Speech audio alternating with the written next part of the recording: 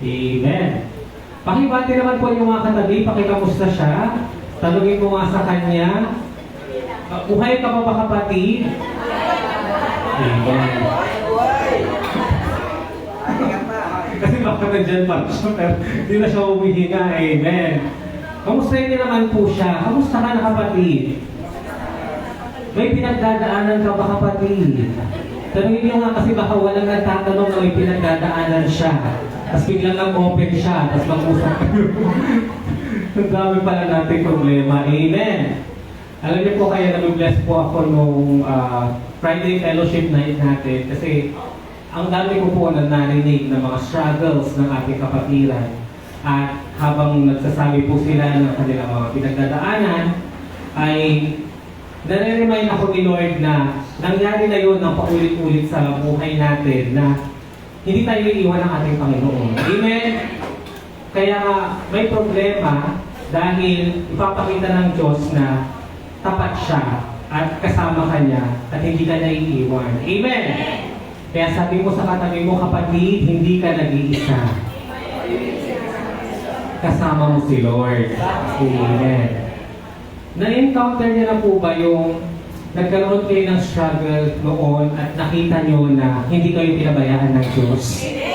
Nangyari na po ba yun? Amen. Di ba sabi nga nung message nung isang linggo, great is thy faithfulness, it is you every morning. Amen. Ang katapatan ng Diyos ay bagong muli. Amen. Parang kung naging tapat at faithful siya na sinamahan ka niya nung problema mo noon, sigurado may bago siyang ipapakita sa iyong katapatan na hindi ka niya ikiwan. Amen! Praise God. Thank you, Lord. So, good afternoon po, good evening, good morning sa mga nanonood din po sa live. Hallelujah! Dahil ipagpapatuloy na po natin ang ating pag-aaralan sa Book of Judges. Amen. The last time na tayo po ay nag-aral ng Book of Judges, noong November, bago po ako pumunta ng US, at nagkaroon po tayo ng more than 2 months na pahinga bago natin ipagpapatuloy ang ating Old Testament series. Ayan. So, feeling ko ako personally parang back to school tayo. Even back to reality. Tapos na ang bakasyon. Di ba meron tayong normally sa school may 2 months na summer vacation. Amen. Tapos June na naman, back to school na naman. At ito nga po ipagpapatuloy pa po natin ito. Tanong, kaya pa po ba natin ipagpatuloy ang Book of Judges? Amen. Alam niyo po, sa Book of Judges at sa mga susunod pa na kwento sa librong ito, ay hindi na po patungkol sa judge ang magiging topic. Mga ordinaryong tao po ito na magbibigay ang Panginoong Diyos ng katuruan at lesson na mapupulot natin sa kanilang mga gagawin o pinagdadaanan. Amen!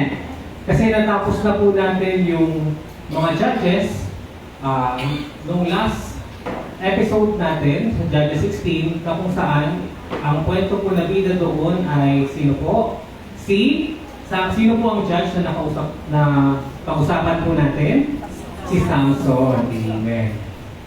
But before natin ipagpapatuloy ang ating topic, tayo po muna ay tumayo at tayo po ay sumandaling manalangin. Panginoon, maraming salamat po muli sa aming pagbabalik sa pag-aaral ng iyong salita. Dalangin po namin na puspusan mo po ng Banal na Espiritu ang bawat isa sa amin upang aming maunawaan at makita ka sa kwentong ito, Panginoon.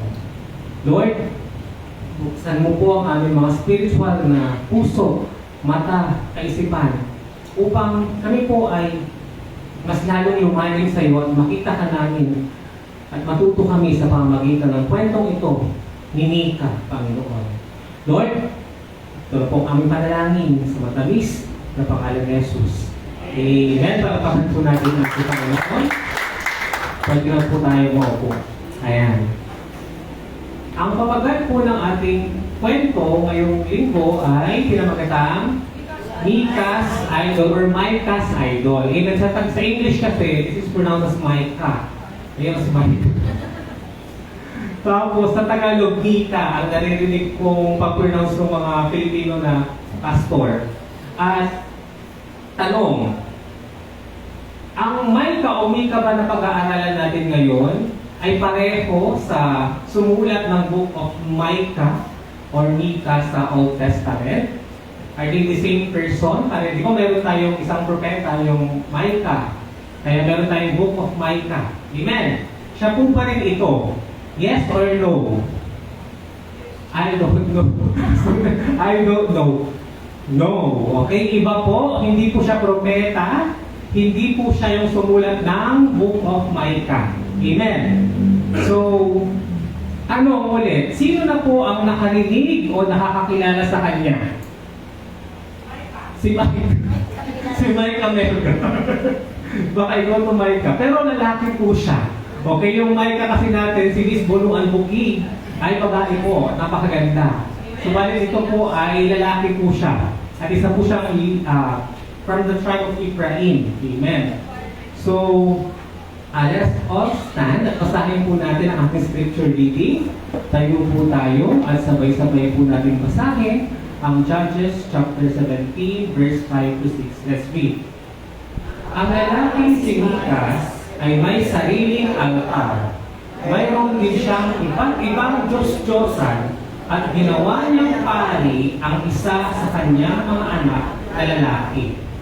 Nang panahong iyon ay wala pang hari ang Israel. Ginagawa ng bawat isa ang lahat ng kanilang magustuhan. Amen? Maaari na po tayong muupo. So, yan po ang ating scripture reading at sa verse pa lang po na ito ay napakadami na pong wisdom. Amen. So, ito po yung mga naging topic natin sa Book of Judges. Yung mga nakaread po ang mga judge na ating nakilala na pag-aralan. At tayo nga po ay natapos sa kwento ni Samson hanggang Judges 16. So ngayon, sa chapter po na ito, ay may makikilala naman po tayong character sa Bible na ang pangalan niya ay Micah. Ano bang mas gusto niyo, Micah o Mika? Para isa lang sabihin kung pangalan niya. Micah na lang siguro, paano mag-greet si Micah? Micah na lang. Amen. So si Micah. Ayan, kasi Englishera tayo.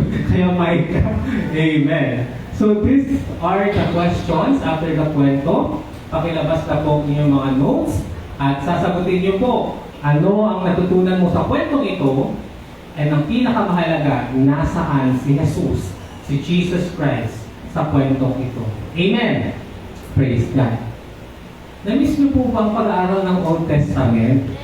Sana na-miss niyo po. Kasi ako na-miss ko po personally. At ako po, sabi ko, the more na pinag-aaralan ko po ang Old Testament, the more na lumalalim ako kay Jesus. Amen. Kasi napakalinaw na talagang sa Old Testament pala, ay talagang nandoon na po siya. Amen. So ito po ang mga naging judges po na napag-aralan po natin. Up until Judge, or the Book of Judge, chapter 16. Yan. So bago po tayo magpatuloy, ay may papanood po ako sa inyong video clip. Amen? So lights off po tayo. Thank you, Lord. At ito po ang summary ng Book of the Bible, particularly, of course, from the Old Testament to the New Testament. So dahil nga po tayo ay nagkakaroon ng Old Testament series na kung saan nag-start tayo sa Book of Genesis, Exodus, Leviticus, Numbers, Deuteronomy, at tayo po ay nasa Book of Judges na po, sigurado po ako na confident po tayo at kilala natin majority yung mga character na makikita dito. Amen! So ang challenge po, habang nakikita nyo po o pinapanood nyo po ang video clip na ito, sabihin nyo po sa sarili ninyo kung sino yung character na mga papakita po sa video. Amen! Kasi that will test our awareness about the stories in the Bible. Amen? Alam niyo po, napakaganda na nag-aaral tayo sa school o kung ano ng mga pinag-aaralan doon. Pero ako personally, nakita ko na ang tunay na katalinuhan ay manggagaling sa pag-aaral ng Biblia. Amen? If you're familiar with the Word of God, with the stories in the Bible, surely marami kang matututunan na wisdom na galing mismo sa ating Panginoon. Amen? So, I hope nagbabasa po tayo ng Bible. Amen? Especially dahil January or bagong taon ngayon, di ba, laging meron po tayong challenge na start yung 1 year Bible reading natin. Amen! Sino na po dito ang nakapagbasa ng Bible ng buong from cover to cover? Praise God! Gawin niyo po yun, yung nakalagay sa RRD bread kasi may guide doon kung ano yung part na babasahin niyo. Napakaganda po na tayo mismo alam natin ang nilalaman ng Bible. Amen! Upang hindi tayo basta-basta malinlang o paliwala ng mga maling katuruan. Amen! So again, that's the challenge. Tignan niyo po sa sarili niyo kung kilala niyo na o na-encounter niyo na ang mga karakter na ito sa Bible.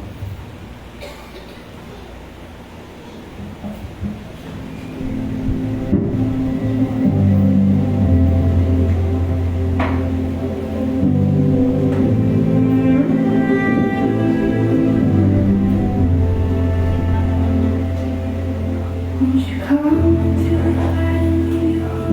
Please feel the power feeling you're so crazy. No, nothing wanted more than you.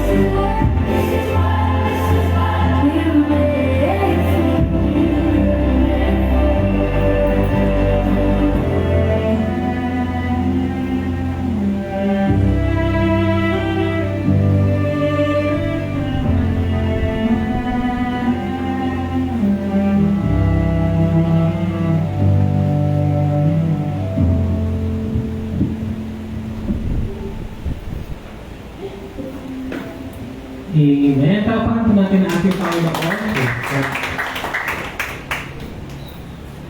Question, kilala niyo po ba yung mga character na nakita niyo sa video? Amen. Yun nga po yung kagandahan kasi proud na proud po ako sa mga amazing people of God sa AGC. Kasi alam ko po, kilala niyo po sila. At napag-aralan po natin ang mga bawat kwentong yun. Amen? Alam niyo po, bilang isang abogado at napag-aralan ko na po ang mga laws sa Philippines at dahil isang estudyante na mahilig din mag-aral, noong pinag-aaralan ko na po yung Bible, doon ko na-realize na ito pala yung pinaka-the best na pag-aralan. Amen? Na hindi mo makukuha sa mga libro na favorite mong basahin. Amen? Hallelujah, dahil binibigyan po tayo ng Diyos, ng ating Panginoong Yesus. Binigyan niya tayo ng banal na spirito upang ipaunawa at ipaliwanag ng malinaw ang mga salita niya sa Bible. Amen? Kung tayo po ay ina-intimidate or feeling natin, hindi natin maiintindihan kung bubuksan natin ang Biblia, sinasabi ngayon sa inyo ng Panginoon na sasamahan kayo ng banal na spirito upang ipaliwanag niya ito sa Kanya. Amen? Kaya napakahalaga na i-ask niyo po ang Holy Spirit na regalo ng Panginoong Jesus bilang magpapaliwanag at magpapatotoo ng bawat verses na nababasa po natin sa Bible. Amen? Praise God. Ayan. Ano po yung naging topic natin nung last po akong nag-speak? About Holy Trinity. Amen? It's about the Holy Trinity na binubuo po. Sino po ang bumubuo sa Trinity? The Father, the Son, Jesus Christ, and the Holy Spirit. Yun po ang tinatawag natin Holy Trinity. Holy dahil banal sila, three dahil tatlo sila, at unity dahil may pagkakaisa po sa kanilang tatlo. Amen? Sa kanilang tatlo pa lang po ay may fellowship na.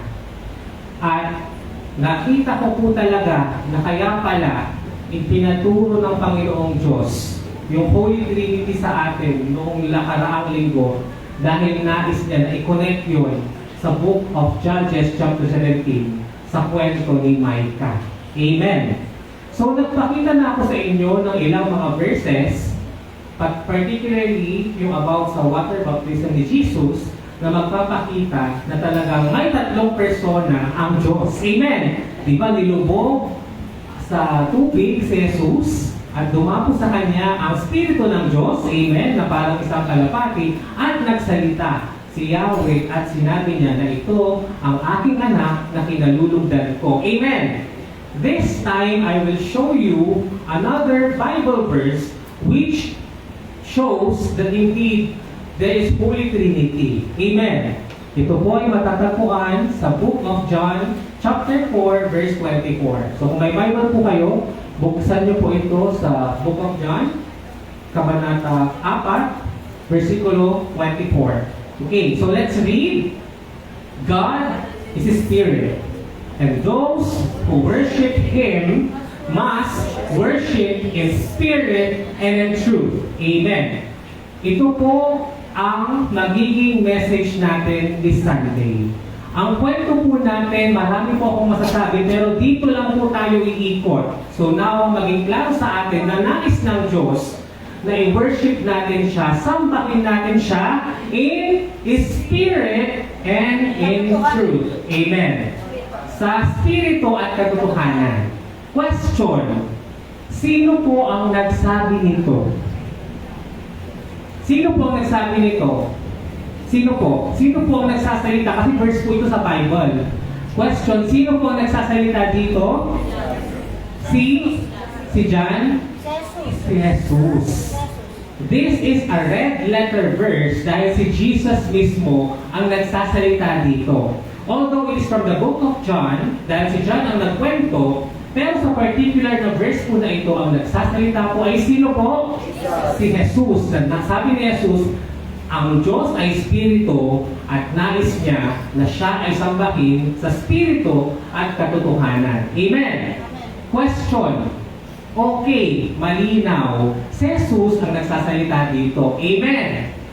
Next na tanong. Sino ang kausap niya? Baka this time tumama na kayo. Sino ang kausap niya?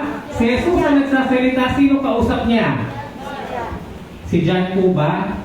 Mali. Hindi po si John. Ang kausap niya po dito ay yung Samaritan woman sa well.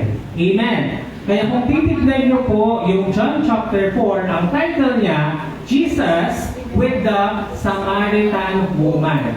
Or yung sa Samaria. Amen. Okay, basahin po natin verse 21 para makita natin yung picture ng God is Spirit.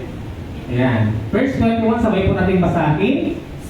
Sinabi naman ni Jesus, maniwala ka sa akin. Darating ang panahon na sasambahin ninyo ang Ama, hindi na sa bundok na ito o sa Jerusalem. Hindi ninyo kilala ang inyong sinasamba. Ngunit kilala namin ang aming sinasamba sapagkat ang kaligtasan ay nagmula sa aming mga Hudyo. Question, si Jesus ba ay from the tribe of Judah or Hudyo ba siya? Yes. Next verse. Subalit, dumarating na ang panahon at ngayon na nga na ang tunay na sumasamba sa Ama ay sasamba sa Kanya sa Espiritu at sa katotohanan. Sapagkat ganyan ang uri ng pagsambang ninanais ng Ama. Yan po yung God is a Spirit and He wants that we be worshipped in spirit and in truth. Amen. Pagpatuloy natin.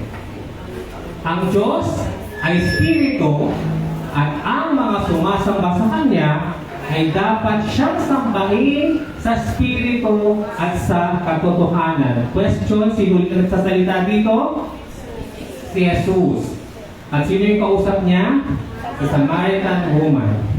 Sinabi ng babae, nalalaman ko pong darating ang Mesiyas, ang tinatawag na Kristo. Pagdating niya, siya ang magpapahayag sa amin ng lahat ng bagay. Let's see the answer of Jesus Christ. Sabi ni Jesus, akong kausap mo ngayon ang iyong tinutukoy. Sabi ni Jesus. So, sino ang nagsabi that we must worship God, Yahweh, in spirit and in truth? Si Jesus mismo. Amen. Kaya, I hope malinaw po sa atin nung tinuro ko po yung Holy Trinity na wala ng ibang pwede o may karapatang sambahin or i-worship maliban ang Diyos na si Yahweh, ang kanyang anak na si Jesus, at ang Espiritu Santo na ipinadala niyang regalo sa ating pagtanggap sa Kanya. Amen! So there's no other name or other God that we should worship other than God the Father, God the Son, and the Holy Spirit. Amen. You know what?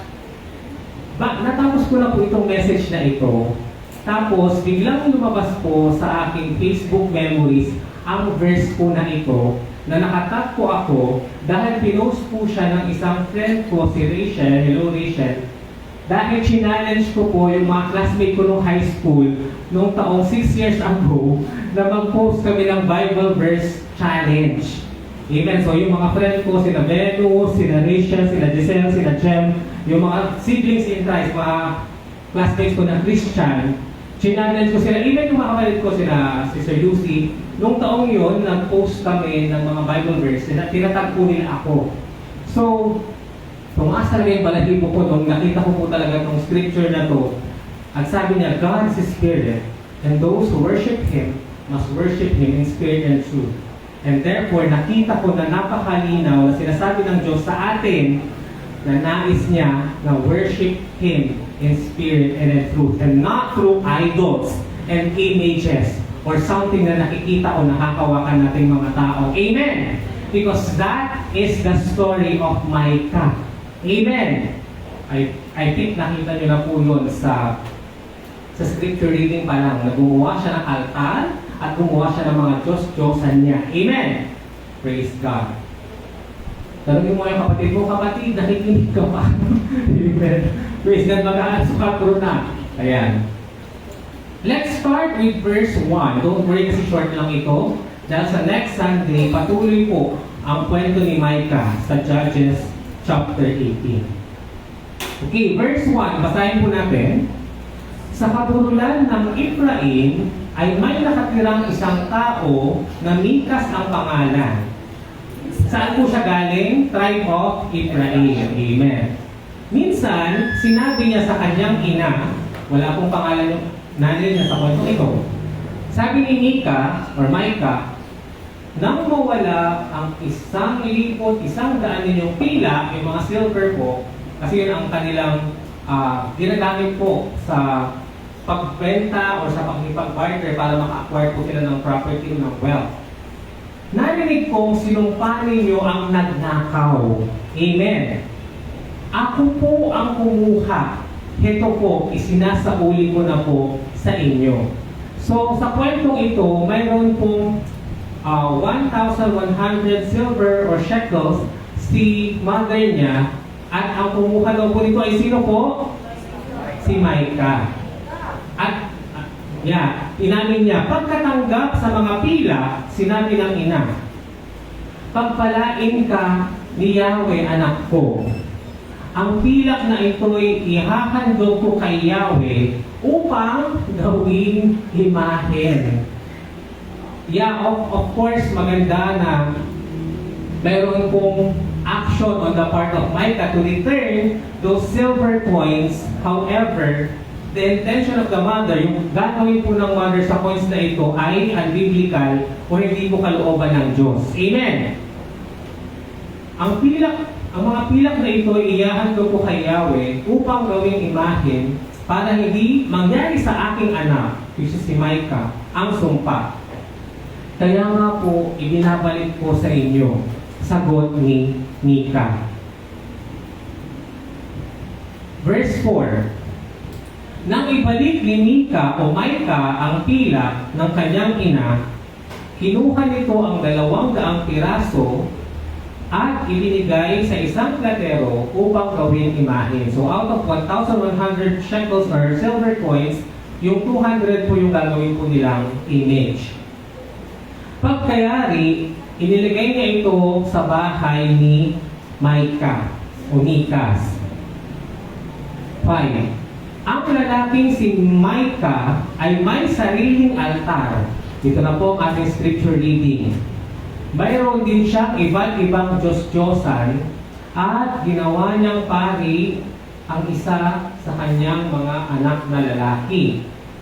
Ano po ulit ang tribo na binabibilangan ni Micah? Tribe of Ephraim. Question, saan po ba dapat galing ang mga pari sa Old Testament na ina-appoint ni Lord? Through the Levites o yung mga Levita. Pero hindi lahat ng Levita pwede maging pari. Dahil magagaling lamang ito sa isang tao na si Aaron, yung pinakaunang pari na in-anoint or in-appointed sa Old Testament. Amen! I hope malinaw po yun sa atin. Pero ano po ang ginawa ni Micah sa anak niya? Ginawa niyang pari. In other words, it is as if si Micah po ay nagtatayo ng sarili niyang relihiyon. Amen. Kaya nga po, kagaya po nagsabi po sa scripture kanina, verse 6, nang panahong iyon ay wala pang hari ang Israel. Wala pang mga leader or king kagaya ni Saul kasi siya yung first king. At ginagawa ng bawat isa ang lahat ng kanilang magustuhan. This is the problem kung wala po tayong Diyos, lalo na po si Jesus, at ang Espiritu Santo na magtuturo sa atin ng kalooban at paraan ng Diyos ng pagsamba. Amen? Kasi nga po, kung wala po tayong leader, spiritual leader, or image of God, actual image of God, ang mangyayari, gagawin mo na lang kung ano yung gusto mong gawin according mo or feeling mo na kalulugod sa Diyos. Amen. Hindi ba ganun po tayo kasi ginagawa ko na ito para kay Lord eh. In fact, para sa sarili pala natin siya. Para tayo yung maitaas. Or nagiging mali yung way of worshiping Him.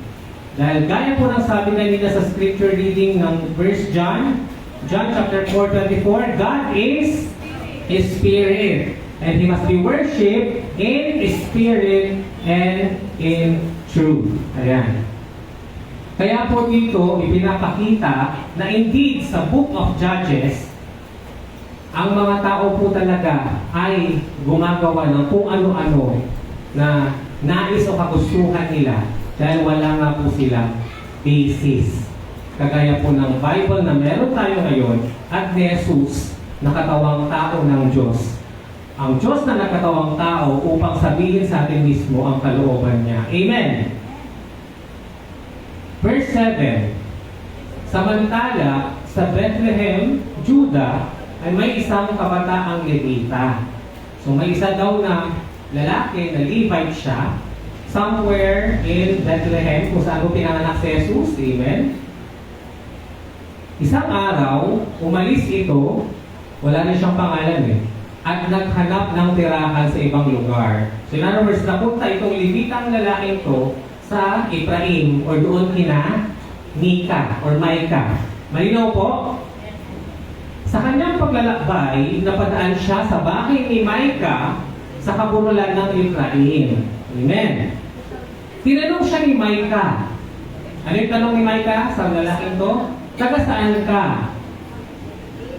Taga saan daw siya? Ako po'y taga Bethlehem, Judah at isang Levita or Levite. Naghahanap po ako ng matitirhan, sagot niya. Ano sa tingin niyo ang gagawin ni Micah sa lalaking Levita na ito? Kung nabasa niyo na yung kwento, gagawin niya, pari niya. Kasi nga diba, ang unang ginawa niyang pari yung anak niya, hindi naman sila Levites. And this time, nakakita na siya ng Levites. So baka pwede na. Siya na yung gagawin kong pari. Pero gaya ng sabi ko kanina, hindi kesyo Levite, automatic, pwede nang gawing pari nung time na ito dahil dapat ang pari ay magmumula sa lahi or anak ni Aaron. Amen. Tignan niyo po yung gagawin niya. Sinabi ni Micah, kung gayon, dito ka na. Gagawin kitang tagapayo at pari. Bibigyan kita ng 10 pirasong pilak taon-taon bukod sa damit at pagkain. Pumayag ang Levita sa alok ni Micah at siya'y itinuring nitong parang tunay na anak. Amen. Question. Maganda po ba yung mga intensyon ng mga characters sa Bible, particularly ni Micah, na i-worship si God? Maganda po ba? Gusto ba nilang i-worship si Lord or sumunod sa mga alituntunin na binigay ng Diyos sa kanila? Siyempre, matagal na rin. Namatay na sila Aaron, sila Moses. Bagong generation na to. Ang dami na natin napag-aralang mga judges. Di ba nakita niyo po sa Book of Judges, nagiging righteous lang sila kung mayroong righteous judge na tatayo na ibabalik sila kay Lord. Tama. Tapos pag namatay na yung judge na yun, babalik na naman sila sa kasalanan at mapapaliri naman sila kay Lord, masasakop sila, mapapahirapan sila, magre-repent sila. Tapos babalik na naman sila kay Lord to another judge. Amen? Nakita niyo po yung cycle sa judges na paulit-ulit tayo na nagkakasala at sumusuway sa Diyos. Amen? Kaya nga yung aawitin ko kung mamaya na special song kay Lord ay pinagmagatang yung yet o yung don't give up on me yet, Lord. Amen? Kasi aminado tayo na nakakapagod tayo. Amen? Nakakapagod tayo na binabago o inaayos o kinokorek ng Diyos. Kasi nga paulit-ulit din naman tayong bumabalik na nagkakasala. Amen? Para sa inyong mga magulang, sino po yung mga magulang dito? Nakakapagod po ba kayo sa paulit-ulit na magsuway sa mga anak ninyo? Kasi natin huwag nang gagawin pa rin para si Louie. Siya kay Louie. Kasi nasabi ko nga kay Winston, natatawa ko kay Louie kasi pumapasok siya ng kwarto ko. Biglang mawawala yung battery, mawawala yung gunting, mawawala yung cellphone holder. Hindi ko na lang kung nasaan. Ako kasi, very organized pa akong tao na kung saan ko po nilagay yung isang bagay, doon ko lang siya kukunin. Wala akong ibang paglalagyan na iba. Para yung mga susi ko ng sasakyan, doon lang siya isasabit. Hindi mo siya makikita sa aparador o sa salamin, doon lang. I hope ganun po tayo ka-organize. Tanong mo yung katabi, organize ka ba kapatid? Because I believe God is a God of order. Ayaw niya na magulo tayo, makalat tayo, at hindi tayo organize. Amen? naniniwala ako na galing yun sa Lord at nais niya na maayos ang ating mga bahay. Amen. Hindi naman kailangan maganda o magago yung mga gamit mo. Importante, maayos po ito. Amen? Isa po yung santutunan ko na lesson na sabi ko sa way of organizing things, dapat ang mga gamit daw natin ay mayroon din silang parang mga tulugan or bed. Amen? Ulitin ko po ang mga gamit daw natin ay dapat may mga tulugan or bed. Kayo may mga tulugan po ba kayo? Meron po ba kayo specific na tutulugan pag gabi na? Or pa iba-iba kayo sa second floor, sa third floor, di ba meron tayong specific pag gabi na? O dyan sa kama ka na matutulog. Amen? Sabi nila, para maging organized ka, dapat daw, bago ka rin matulog, make sure na yung mga gamit mo matutulog din sa mga specific na tulugan nila. Amen. Say for example, yung mga damit nyo, saan nyo ba yung dapat isabit? Sa aparador, kung saan yung sabitan nyo ng damit, di ba? Dapat hindi nyo siya hayaan na matulog kayo na nakakalat lang siya sa upuan, na nakakalat lang sa sahig. Kailangan ilalagay nyo raw siya sa tulugan niya. Alam niyo nung narinig ko yun, oo nga no, dapat pala may, ang time pala doon, bed or tulugan. Kasi nga di ba, kaya ko nakita na organize ako kasi yung pinagsasabitan ko, that is their specific bed. At hindi talaga ako makakatulog pag yung, for example, yung alcohol, wala siya doon sa lagayan niya. Yun, nakita nyo kayo na organize ay, uusi kasi ako. Pero kayong, manira mo yung kasama tayo sa bahay kasi hindi sila ma-organize, di ba? Kasi naapektuhan yung peace natin. Amen! Alam nyo, napakaganda po na, kaya masabi nila, kaya daw tayo nai-stress. Bakit? Bakit daw tayo nai-stress? Kasi hindi natin nakokontrol lahat ng bagay. O hindi ito naaayon sa kagustuhan daw natin. Kasi daw po, kaya daw tayo nagkakaroon ng kapayapaan or ng peace kapag nakikita natin na organized or kontrolado yung paligid natin. Saan natin? Amen! At nagagawa lang natin yun, for example, sa sarili mong kwarto. Amen! Kasi sa sarili mong kwarto, ikaw lang naman ang matutulog dyan. Walang ibang papasok, walang makikialam ng gamit. And therefore, kontrolado mo yung bagay, hindi ka na-i-stress. Amen! Pansin niyo po ba na kapag uuwi kayo ng bahay tapos makalat yung gamit nyo, linis kayo ng linis, tapos yung mga kasama nyo, kinalat-kalat na yung mga pagkain, yung mga basuhan, at iniwan yung mga pinag-inuman ng milk sa van. Diba? Diba? Diba parang nakaka-stress yung ganun po na ikaw you're doing your things to fix things and organize them, pero hindi po siya maayos. Eh, bakit po ba tayo napunta sa point na yun? Hindi ko rin po ano. Sinasabi ko nga po, yung organization, because God is a God of order. Nakita ko na po yun sa Book of Numbers, kung paano niya po hinati-hati yung tribes, at ilan ang bilang nila, saan sila ilalagay, sino magiging leader. Sabi ko, wow, si Lord talaga organize siya. Hindi siya papayag na watak-watak or kalat-kalat ang mga bagay. Amen! Kahit tignan nyo nga yung mga halaman na yan, magkakaiba sila ng design. At may specific sila na way of growing. And I believe, ganoon po kagaling at katalino ang Diyos na bawat bagay, pinagplanuhan niya at inorganize niya at inayos niya. Amen! So sabihin mo sa katabi mo, kapatid, maging maayos ka na please. Ano yung po ito? Kaya lang naalala ko bigla. Kasi nung pumunta po ako ng US, shout out po sa kapatid ko na si Sister Mary at Oviedo. Yung kwarto niya po, my God, ano yung pag-upo mo, hindi mo talaga maintindihan kung kwarto ba yun, or bodega, or yung mga, ano yung higaan niya, hindi ka makakatulog dahil punong-puno siya ng mga damit. Yung kung magkakubadin niya, iniwan niya lang doon, hindi niya i-organize. At mayroon din po akong best friend na nang nakasama kong nakatira sa Baguio nung nag-lost ko na po. Shout out sa'yo, Berna. Ganun din po siya. Aalis kami, papasok kami na hindi niya inilagay sa cabinet yung mga damit niya, yung tuwalya niya, yung bra niya. Diba? Diba? Parang ako kasi ayoko lang ganun na aalis na hindi nakatuki yung yung tawag dito, yung kumot, hindi nakayos yung mga ulan. Ganun po ba kayo? Ayan, naging seminar na about cleaning. Pero okay pa po ba kayo? Amen. Natututo po ba tayo? Amen. Praise God. Kasi nga po, ang kami dito, ginagawa ng bawat isa ang lahat na kanilang magustuhan, hindi sila nagiging organized. Hindi sila nagiging order. Pero kung may order si Lord, aayusin mo yung buhay mo. Hindi ka papayag na watak-watak lang yung mga bagay-bagay sa buhay mo o mga gamit mo o mga priorities mo. Amen! Praise God. Okay, so dyan po nagtatapos ang ating kwento. Palagpakan po natin ang ating Panginoon. Tama po ba? Doon na po ba nagtatapos? Parang hindi pa po. Sabi ko na po. Saglit lang po Parang doon na po ba nagtatapos? Kasi hindi pa pala, wait lang po Kasi amen kayo ng amen. Hindi pa pala tapos, wait lang po, verse lang po tayo. Yeah.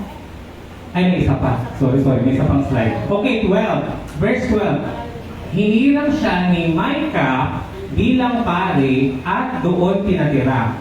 Sinabi ni Micah, ngayon, sigurado ako'y pagpapalain ni Yahweh sapagkat mayroon na akong isang paring Levita.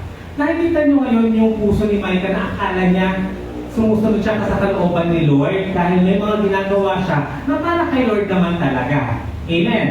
At na-confirm talaga yung message na to nung gabi ng Friday Fellowship natin. Sino po yung mga nandito ng Friday Fellowship night? Hanggang 9:30 na po tayo ng gabi. Amen. Alam niyo po, nung pauwi na po kami ng bahay, hinatid pa po namin si Ian sa San Fabian. Kasi nga po, syempre, 9:30, wala na po siya sasakyan. I think mga alas 10 na nung nakarating kami doon sa sakayan niya ng jeep at wala na po upuan. At alam niyo po ba na ang pinag-uusapan namin habang kami po ay papunta ng San Fabian ay yung mga pinag-aaral ni na Pastor Rona, ating neneng, kung paano sila nag-aalay lakad, nagpupunta sa Manawag, sumasabas na rin punto, yung rosary, yun yung nakapag-usapan nila kung gaano sila kareligiyoso. Malinaw po kung gaano sila, sino po dito yung experience ng mag-alay lakad, yung pag-Holy Week, lalakarin mo yung Kabupan to Manawag, kasi nilakad ulit ating neneng yun, kaya namayak siya. Sino po hindi naka-experience na? Sabi ko nga, buti atin hindi ka nagpapako sa krus. Baka sa sobrang pagkareliyoso mo, nagpapako ka pa sa krus. Or meron yung iba parang naglalakad ng nakaluhod sa altar, pag Holy Week. Di ba na, may nakita ko ganun eh. In fact, naalala ko noon, nung elementary pa lang po ako, kasi pag Holy Week sa Kalasyon kami pumupunta, may mga nagpa-penitensya na matanda, pero ang paglalakad nila ay nakanil sila. Sabi ko, grabe yung yung act nila, yung of worship the Lord. Pero ang tanong, gusto ba nila ni Lord of way na pag-worship sa Kanya? Yes or no? No. Dahil anong sabi ni Jesus? God is Spirit and He must be worshipped in spirit and in truth. Amen. Nakita niyo po ba na sometimes hindi kesyo maganda yung gusto mo or sa tingin mo na kalulugod ito sa Diyos, ay automatic na kalulugod na talaga ito kay Lord. Nakita niyo how this false religion are fooling and blinding people from false worship and false idol. English po yun kasi nahirapan ko pag Tagalog ko siya. Baka magulog-gulog mo. Amen. Nakita niyo po ba kung gaano nabulag ng mga ibang relihiyon ang mga tao sa maling paraan ng pagsamba? Pero nakita ni Lord yung puso natin na gusto natin siyang i-worship talaga noong mga time na yun, kaya i-lead niya talaga tayo sa tamang paraan ng pagsamba. Amen! Kasi doon po natapos yung kwento namin ni Pastora Rona, ni na ate ko Neneng na kasi nakita ni Lord yung pagluhod-luhod natin, yung alam niyo na lahat ng mga pagiging religyoso natin na talagang nagsisik tayo. Amen. And therefore, hindi niya papayagan na makilala natin siya ng totoo ayon sa Bible. Amen. Kaya sabi ko sa inyo kanina, napakahalaga na nagbabasa tayo ng Biblia upang hindi tayo mabulag, umalin lang ng mga maling katuruan. Amen. Dahil ang tunay na hindi marunong or walang alam ay ang mga taong hindi mapagsasalita ng Diyos. Dahil naniniwala ko ng katalinuhan, ang totoong wisdom ay nagagaling sa salita mismo ng ating Diyos. Amen! Please, katapakan natin si Lord. Saka pa energy natin dun. Hallelujah. Ayan. So these are the lessons that we can learn from this story. Ano ang natutunan mo sa kwento? Tanungin mo anong katabi mo, kapatid, may natutunan ka ba? So kayo ano po ang natutunan nyo? Sige nga, tanungin nyo nga siya. God is Spirit. It was worship and Spirit and truth. Wala pa kasi yung pinaka-point natin. Ano pa po? Ang natutunan nyo? Magtupi ng laban. Magtupi ng laban. Ilagay sa cabinet yung mga damit. Amen. Ano pa? Ano po? Maging organized. Ang dami yung natutunan na. Ano pa po? Maliban doon. Sa pagiging organized. Ano po? Huwag makalat. Ano pa po? Huwag. Ano po? Ano pa, Diana? Ano po yung sabi niya dyan? Huwag. Huwag mapagod. Huwag mapagod po saan? Sa buhay? Ano daw, huwag? Masin. Ano po? Ano po kuya? Ano po? Huwag sumama sa mga Diyos-Diyosan. Amen. Diyan po sa kinamaksin. Ano pa po? Okay, let's see. Number 1 point, you cannot worship God your own way. Amen. Sa Tagalog, hindi pwedeng sampalin ng Diyos sa sarili nating paraan. Amen. Kasi di ba yung iba ang sinasabi nila, yung mga image na yun is just a reminder. Pero the mere fact na nilulukuran natin siya, pinapadalingan natin siya, it's an act of worship. Yes or no? Yes, it is. Sa mata ng Diyos, this is a way of worshiping them. And sabi nga ni Lord, worship Him in spirit, sa espiritu at katotohanan. Question, sino po dito ang kaninang naramdaman ang presensya ng Diyos habang tayo'y umaawit sa Kanya? Ganun po ang pagsamba. Mararamdaman mo talaga na spirito siya at nariyan siya at kasama mo siya habang umaawit ka. Kaya hindi ka nahihiyang umiyak, hindi ka nahihiyang magtaas ng kamay. Kasi nga, yun ang tamang paraan ng pagsamba. Amen. Kasi ako galing din naman po ako sa ganong church. At no first time kong umaten sa ganitong Christian church, awkward talaga sa akin yung pagtaas-taas ng kamay. Sino po dito yung nahihiya pa na magtaas-taas ng kamay, iiyak? Kasi na parang ang weird, di ba? Parang, again, di ba? Gawin na rin yun. Ano ang magklara? Amen! Alam niyo po, praise God kasi sino na ba yung si Kuya Danny, di ba? Yung nag-drive ng tricycle na pumunta yung sa bahay namin. Nalaman ko, Christian din po pala siya.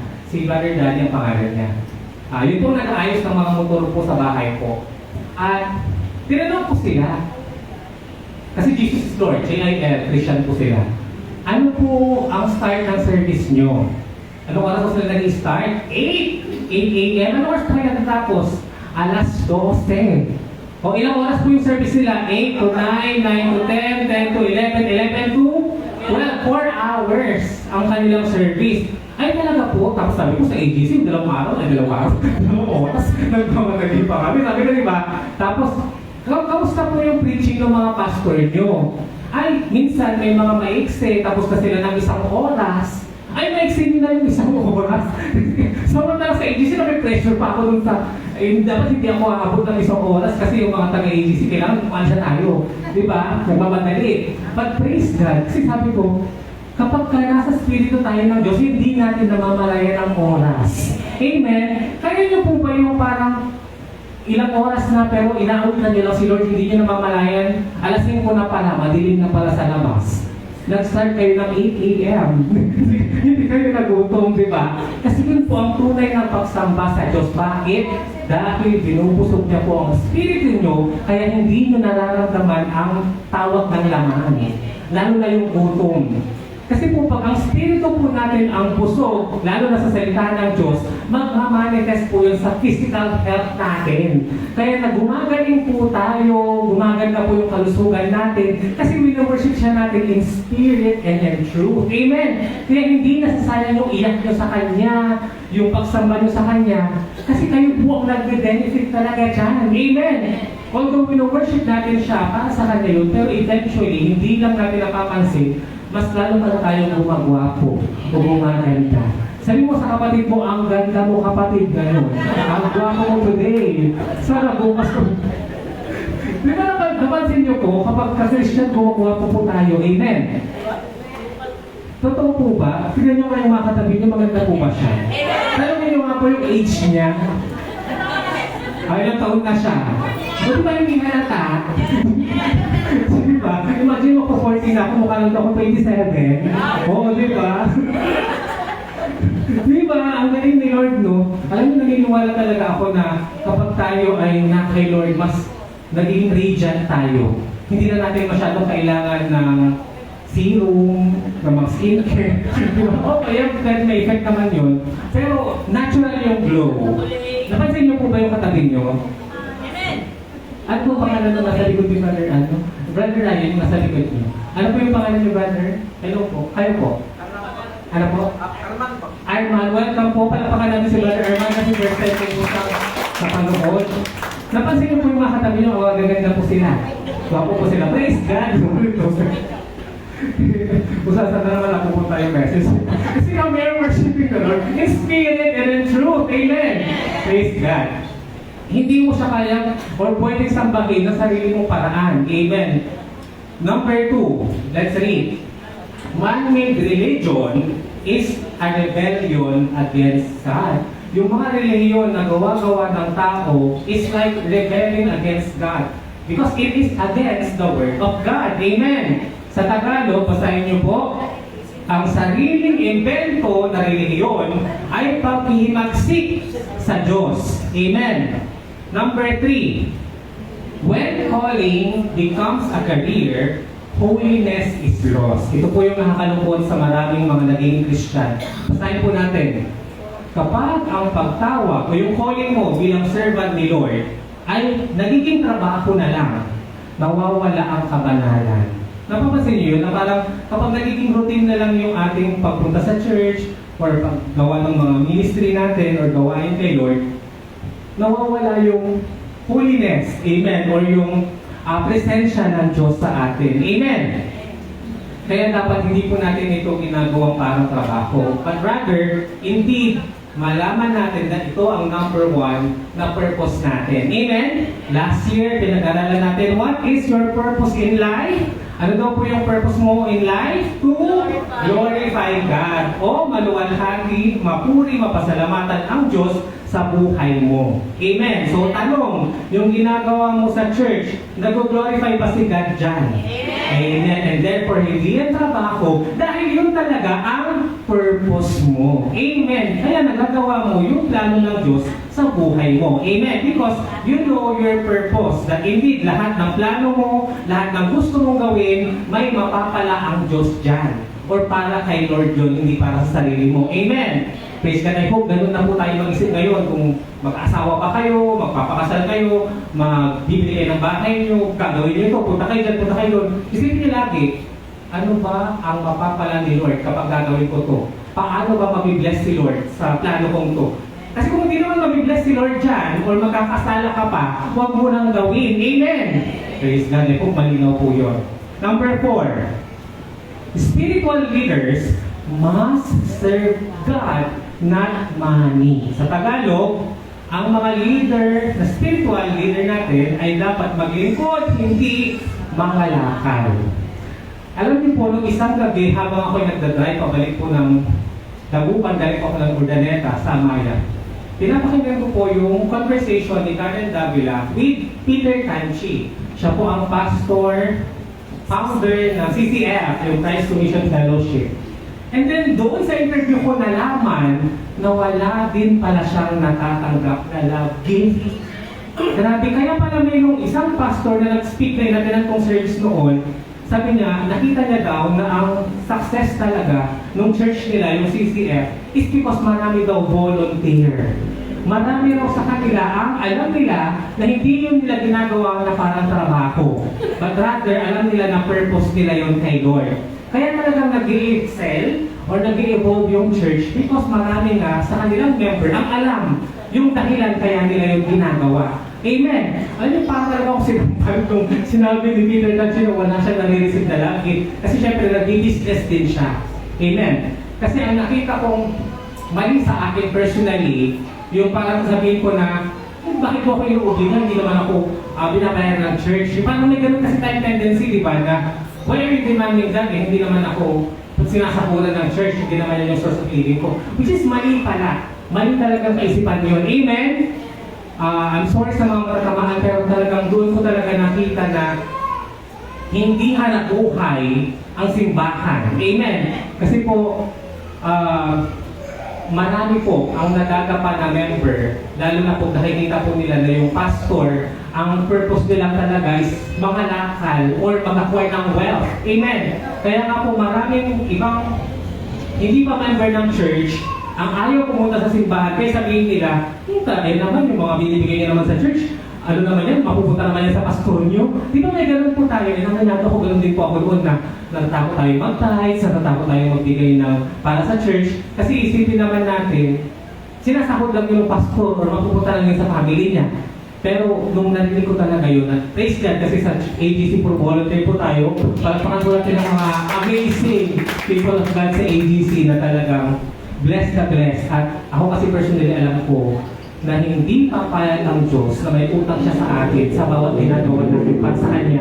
Amen! Nakikita niyo po ba yun?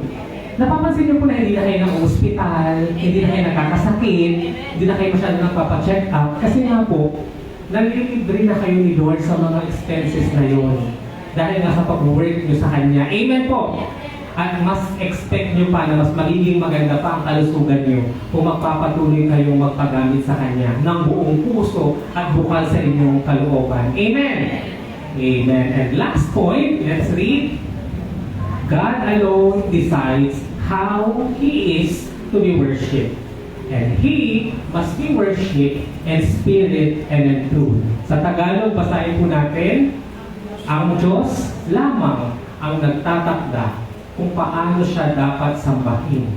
At ito ay sa pamagitan lamang ng Espiritu at katotohanan. Amen po? Praise God. Ayan. So of course, I'm sure marami pa po kayong natutunan other than this. But praise God. I-reflect nyo po yun sa morning devotion. Amen. Sabihin nyo po kung paano kayo kinausap ni Lord sa Wednesday at sa Friday sa ating mga fellowship services. Amen po? Praise God. Last question. Nasaan si Jesus sa kwento? Where is Jesus in the story? Tanungin nyo nga po yung katabi nyo. Nasaan po si Jesus? Amen. For me, this is how I see Jesus in the story. Jesus is the true religion. Amen? Kasi naghahanap po ng relihiyon o may mga na ituturong maling relihiyon sa Old Testament and even up to this day. Amen? However, we can see that indeed si Jesus ang tunay na relihiyon at ang tunay na hari na hinihintay nila. Amen? Kaya nga sabi sa verse, sa mga panahong iyon ay wala pang hari na namumuno sa Israel. Kaya sila nagkakaroon ng confusion or ng kalituhan sa kung paano siya sambahin. Amen? Pero sa panahon natin, si Jesus na mismo ang nagsabi kung paano i-worship ang Diyos, siya at ang Espiritu. Paano po? Worship Him in spirit and in truth. Amen. And therefore, Jesus is the true religion who deserves our worship and praise together with God the Father and the Holy Spirit. Amen. They must be worshipped in spirit and in truth. Sino lang daw po yung dapat natin sambahin? Si Jesus, ang Diyos Ama, at ang Espiritu Santo. Tanungin mo nga yung katabi mo, kapatid, may sinasamba ka pa ba? Pinapanalingan ka ba? Niluluhuran ka pa? Inaawitan ka pa? Sinasamba pinupuri maliban sa kanilang tatlo. Meron pa po ba? Wala na po. Amen. Praise God. Hallelujah. Ayan. So God is Spirit and His worshippers must worship Him in spirit and in truth. To God be the glory. Palapakan po natin ang ating Panginoon. Ayan. So, I would like to render a special song or a special number sa ating Diyos. Amen. Later, magkakaroon po tayo ng response song. But I would like to sing to the Lord or for the Lord this song. Kasi kagaya po ng na-testimony ko nung Friday Fellowship, this week, nung nasa Amaya po ako na natulog po ako doon ng 2 nights, wala po akong ginawa doon kundi umiyak kay Lord. At ito po ang song na talagang nagpaiyak sa akin. Kasi sabi ko, alam ko pagod na si Lord sa akin na minsan matigas yung ulo ko or ayokong mag-obey, lalo sa mga plano niya. Lalo na yung kagustuhan niya na magkaroon tayo ng sariling building at sariling lupa. Alam niyo po, sometimes inisip ko, Lord, ako pa kaya yung pastor ng AGC pag magkakaroon na ng sariling building yung church? Kasi baka hindi na ako yung gagamitin mo. Kasi nga parang wala akong nagagawa. Wala akong na-accomplish na work or action para yung church natin ay hindi na magre-renta at hindi na tayo papalayasin basta-basta. Amen? Sa mga hindi pa po, sa mga nanonood po online, kanina po kasi nagkaroon po kami ng short meeting at nasambit ko po sa congregation, yung plano po ng church na nakausapin po namin yung isa sa may-ari ng lote within this area. Medyo mahal po, 5 million. So samahan niyo po kami please na mag-pray about this. But I also told them na may conviction sa akin si Lord kung saan at sino yung mga lupa na ipinapakita niya upang maging posible yung kagustuhan at kalooban niya na magkaroon tayo ng congregation ng church building. Amen po? Question.